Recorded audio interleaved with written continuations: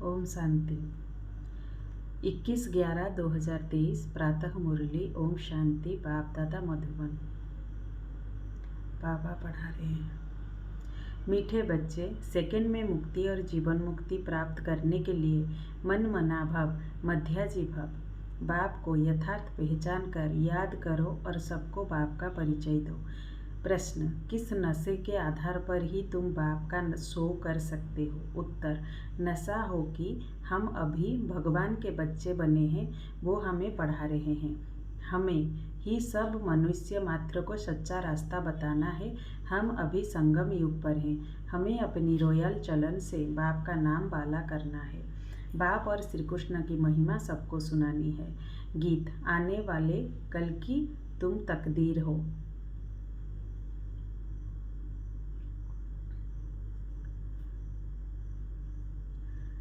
ओम शांति। ये गीत तो गाए हुए हैं स्वतंत्रता सेनानियों के। बाकी दुनिया की तकदीर किसको कहा जाता है, ये भारतवासी नहीं जानते हैं। सारी दुनिया का प्रश्न है। सारी दुनिया की तकदीर बदल हेल से हेविन बनाने वाला कोई मनुष्य हो नहीं सकता। ये महिमा किसी मनुष्य की नहीं है। अगर श्री कृष्ण के लिए कहें तो उनको गाली कोई दे न सके। मनुष्य ये भी नहीं समझते कि श्री कृष्ण ने चौथ का चंद्रमा कैसे देखा जो कलंक लगा। कलंक वास्तव में न श्री कृष्ण को लगते हैं न गीता के भगवान को लगते हैं। कलंक लगते हैं ब्रह्मा को। श्री कृष्ण को कलंक लगाए भी नहीं तो भगाने के। शिव बाबा का तो किसी को भी पता नहीं है। ईश्वर के पिछाड़ी भागे हैं जरूर, परंतु ईश्वर तो गाली खा न सके। न ईश्वर को न श्री कृष्ण को गाली दे सकते।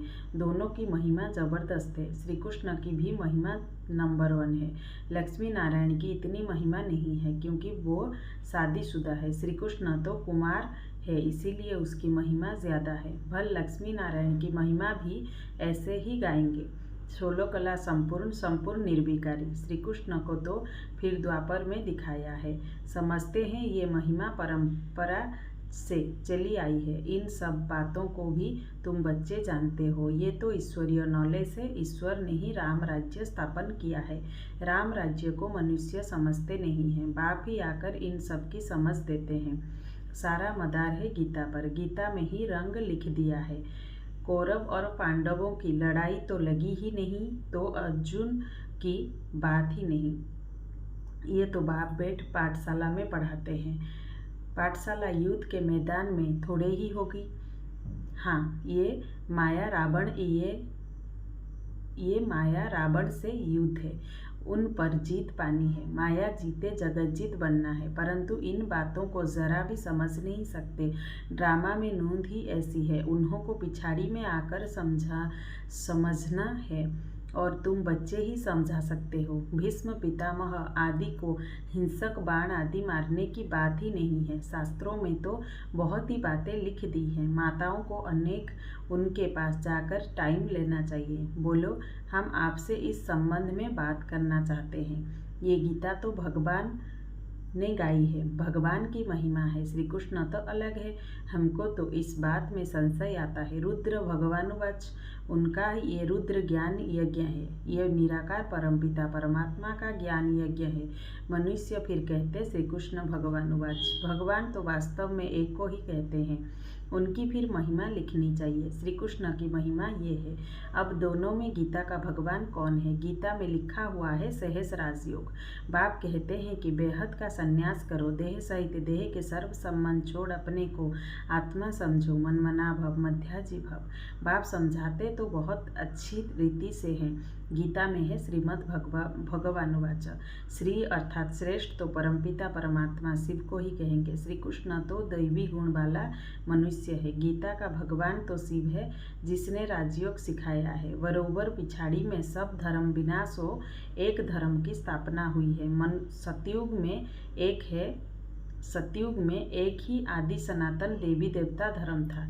वो श्री कृष्ण ने नहीं परंतु भगवान ने स्थापन किया। उनकी महिमा ये है। उनको त्वमव मातश्च पिता कहा जाता है। श्री कृष्ण को तो नहीं कहेंगे। तुम्हें सत्य बाप का परिचय देना है। तुम समझा सकते हो कि भगवान ही लिबरेटर और गाइड है, जो सबको ले जाते हैं। मच्छरों सदृश्य सबको ले जाना ये तो शिव का काम है। सुप्रीम अक्षर भी बड़ा अच्छा है। तो शिव परमपिता परमात्मा की महिमा अलग, श्री कृष्ण की महिमा अलग, दोनों सिद्ध कर समझानी है। शिव तो जन्म मरण में आने वाला नहीं है, वो पतित पावन है। श्री कृष्ण तो पूरे 84 जन्म लेते हैं। अब परमात्मा किसको कहा जाए ये भी लिखना चाहिए। बेहद के बाप को न जानने के कारण ही आर्फन दुखी हुए हैं। सतयुग में जब धनके बन जाते हैं तो ज़रूर सुखी होंगे। ऐसे स्पष्ट अक्षर होने चाहिए। बाप कहते हैं मुझे याद करो और बरसा लो, सेकंड में जीवन मुक्ति। अभी भी शिव बाबा ऐसे कहते हैं। महिमा पूरी लिखनी है। शिवाय नमः। उनसे स्वर्ग का वर्षा मिलता है। इस सृष्टि चक्र को समझने से तुम स्वर्गवासी बन जाएंगे। अब जज करो राइट क्या है। तुम बच्चों को सन्यासियों के आश्रम में जाकर पर्सनल मिलना चाहिए। सभा में तो उन्हों को बहुत घमंड रहता है। तुम बच्चों की बुद्धि में ये भी रहना चाहिए कि मनुष्यों को सच्चा रास्ता कैसे बताएं। भगवानुवाच मैं इन साधुओं आदि का भी उद्धार करता हूँ। लिबरेटर अक्षर भी है। बेहद का बाप ही कहते हैं मेरे बनो। फादर सो सन फिर सोन सस फादर। श्री कृष्ण को तो फादर नहीं कहेंगे। गॉड फादर के सब बच्चे हो सकते हैं। मनुष्य मात्र के तो सब बच्चे हो न सके। तो तुम बच्चों को समझाने का बड़ा नशा होना चाहिए। बेहद के बाप के हम बच्चे हैं। राजा के बच्चे राजकुमार की तुम चलन तो देखो कितनी रॉयल होती है। परंतु उस बिचारे पर श्री कृष्ण पर तो भारतवासियों ने कलंक लगा दिया है। कहेंगे भारतवासी तो तुम भी हो।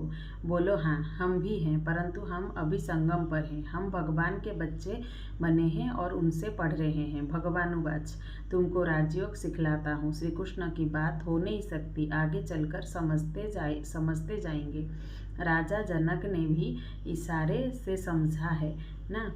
परमपिता परमात्मा को याद किया और ध्यान में चला गया।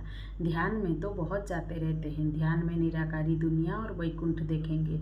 ये जो जानते हो हम निराकारी दुनिया के रहने वाले हैं। परमधाम से यहाँ आकर पाठ बजाते हैं। विनाश भी सामने खड़ा है। साइंस वाले मून के ऊपर जाने लिए माथा मारते रहते हैं। ये है अति साइंस के घमंड में जाना, जिससे फिर अपना ही विनाश करते हैं। बाकी मून आदि में कुछ है नहीं। बातें तो बड़ी अच्छी हैं, सिर्फ समझाने की युक्ति चाहिए। हमको शिक्षा देने वाला ऊंचते ऊंच बाप है। वो तुम्हारा भी बाप है। उनकी महिमा अलग, श्री कृष्ण की महिमा अलग है। रुद्र अविनाशी ज्ञान यज्ञ है जिसमें सब आहुति पड़नी है। पॉइंट्स बहुत अच्छी हैं, परंतु शायद अभी देरी है। ये पॉइंट भी अच्छी है। एक है रूहानी यात्रा, दूसरी है जिस्मानी यात्रा। बाप कहते हैं कि मुझे याद करो तो अंत सम्मति सोगति हो जाएगी। स्पिरिचुअल फादर के बिना और कोई सिखला ना सके। ऐसी पॉइंट लिखनी चाहिए। मनमना भव मध्याजी भव। ये है मुक्ति, जीवन मुक्ति की यात्रा। यात्रा तो बाप ही कराएंगे, श्री कृष्ण तो करा ना सके। याद करने की ही आदत डालनी है। जितना याद करेंगे उतना खुशी होगी, परंतु माया याद करने नहीं देती है। अच्छा, मीठे मीठे सिखिले दे बच्चों प्रति माता पिता बाप दादा का याद प्यार और गुड मॉर्निंग। रूह सर्विस तो सब करते हैं, परंतु ऊंच और नीच सर्विस तो है ना। किसको बाप का परिचय देना है, बहुत से है। अच्छा, रूहानी बाप की रूहानी बच्चों को नमस्ते। रूहानी बच्चों की तरफ से रूहानी माता पिता बाप दादा को गुड मॉर्निंग, नमस्ते नमस्ते नमस्ते। रात्रि क्लास। जैसे पहाड़ों पर हवा खाने रिफ्रेश होने जाते हैं, घर बा ऑफिस में रहने से बुद्धि में काम रहता है, बाहर जाने से ऑफिस के ख्याल से फ्री हो जाते हैं। यहाँ भी बच्चे रिफ्रेश होने के लिए आते हैं। आधा कल्प भक्ति करते करते थक गए हैं। पुरुषोत्तम संगम युग पर ज्ञान मिलता है। ज्ञान और योग से तुम रिफ्रेश हो जाते हो। तुम जानते हो अभी पुरानी दुनिया विनाश होनी है। होती है, नई दुनिया स्थापन होती है। प्रलय तो होती ही नहीं। वो लोग समझते हैं दुनिया एकदम ख़त्म हो जाती है, परंतु नहीं, चेंज होती है। ये है ही नरक। पुरानी दुनिया, नई दुनिया और पुरानी दुनिया क्या होती है ये भी तुम जानते हो। तुमको डिटेल में समझाया गया है। तुम्हारी बुद्धि में विस्तार है, सो भी नंबरवार पुरुषार्थ अनुसार। समझाने में भी बहुत रिफाइननेस चाहिए। किसी को ऐसा समझाओ जो झट बुद्धि में बैठ जाए। कई बच्चे कच्चे हैं जो चलते चलते टूट पड़ते हैं। भगवानुवाच भी है, आश्चर्यवत् सुनंति कथंति। यहाँ है माया से युद्ध। माया से मरकर ईश्वर का बनते हैं, फिर ईश्वर से मरकर माया के बन जाते हैं। अडॉप्ट हो फिर फारकती दे देते हैं। माया बड़ी प्रबल है, बहुतों को तूफान में लाती है। बच्चे भी समझते हैं हार जीत होती है। ये खेल ही हार जीत का है। 5 विकारों से हारे हैं। अभी तुम जीतने का पुरुषार्थ करते हो। आखिरी जीत तुम्हारी है। जब बाप के बने हो तो पक्का बनना चाहिए। तुम देखते हो माया कितने टेम्पटेशन देती है। कई बार ध्यान दीदार में जाने से भी खेल खलास हो जाता है। तुम बच्चों की बुद्धि में है। अब 84 जन्म का चक्र लगाकर पूरा किया है। देवता, क्षत्रिय, वैश्य, शूद्र बने, अभी शूद्र से ब्राह्मण बने हैं। ब्राह्मण बन फिर देवता बन जाते हैं। ये भूलना नहीं है। अगर ये भी भूलते हो तो पाँव पीछे हट जाते हैं। फिर दुनियावी बातों में बुद्धि लग जाती है। मुरली आदि भी याद नहीं रहती। याद की यात्रा भी डिफ़िकल्ट भासती है। ये भी वंडर है। कई बच्चों को बैज लगाने में भी लज्जा आती है। ये भी देह अभिमान है ना। गाली तो खानी ही है। श्री कृष्ण ने कितनी गाली खाई है? सबसे जास्ती गाली खाई है शिव ने, फिर श्री कृष्ण ने, फिर सबसे जास्ती गाली खाई है राम ने। नंबरवार है। डिफेम करने से भारत की कितनी ग्लानि हुई है। तुम बच्चों को इसमें डरना नहीं है। अच्छा, मीठे मीठे सकेले दे बच्चों प्रति याद, प्यार और गुड नाइट। धारणा के लिए मुख्य सार। बुद्धि से बेहद का संन्यास कर रूहानी यात्रा पर तत्पर रहना है। याद में रहने की आदत डालनी है। फादर सोज सन सोज फादर। सभी को बाप का सत्य परिचय देना है। सेकंड में जीवन मुक्ति का रास्ता बताना है। वरदान। मनसा और वाचा के मेल द्वारा जादू मंत्र करने वाले नवीनता और विशेषता संपन्न भव। मनसा और वाचा दोनों का मिलन जादू मंत्र का काम करता है। इससे संगठन की छोटी छोटी बातें ऐसे समाप्त हो जाएंगी जो आप सोचेंगे कि ये तो जादू हो गया। मनसा शुभ भावना व शुभ दुआएं देने में बिजी हो तो मन की हलचल समाप्त हो जाएगी। पुरुषार्थ से कभी दिल शिकस्त नहीं होंगे। संगठन में कभी घबराएंगे नहीं। मनसा वाचा की सम्मिलित सेवा से विहंग मार्ग की सेवा का प्रभाव देखेंगे। अब सेवा में इसी नवीनता और विशेषता से संपन्न बनो तो 9 लाख प्रजा सहज तैयार हो जाएगी।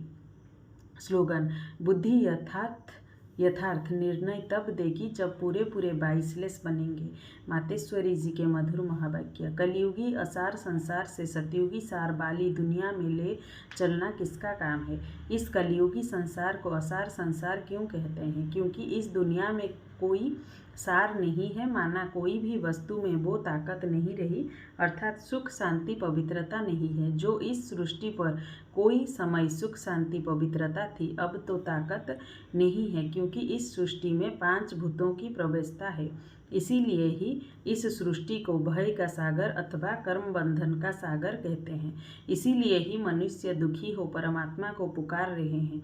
परमात्मा हमको भव सागर से पार करो। इससे सिद्ध है कि जरूर कोई अभय अर्थात निर्भयता का भी संसार है जिसमें चलना चाहते हैं। इसीलिए इस संसार को पाप का सागर कहते हैं। जिससे पार कर पुण्य आत्मा वाली दुनिया में चलना चाहते हैं तो दुनियाएं 2 हैं। एक सतयुगी सार वाली दुनिया, दूसरी है कलयुगी असार की दुनिया। दोनों दुनियाएं इस सृष्टि पर होती हैं। अच्छा, ओम शांति।